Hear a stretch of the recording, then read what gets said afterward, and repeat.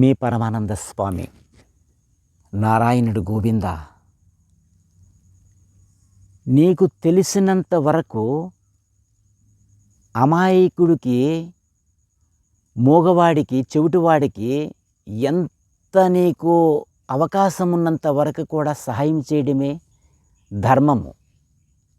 వాళ్ళ సొమ్ము ఒక్క రూపాయిగాని నువ్వు మోసము చేసి నువ్వు ఆర్జించావా, అది నీకు కాకపోయినా నీ భార్య, నీ కొడుకు, నీ మనవడు, నీ ముదుమనవకు కూడా అది రుణము ఉంటుంది.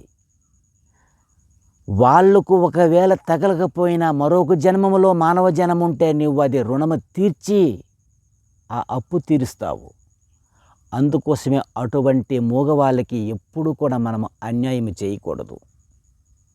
పరమాత్ముని ఇచ్చినంత వరకు, నీవు అవకాశం ఉన్నంత వరకు దానిని దాన ధర్మం అటువంటి వాళ్ళకి చేస్తే 3 లోకాల్లో, 3 తరాల్లో, 3 వంశములకు నీకు అది కాపాడుతుంది.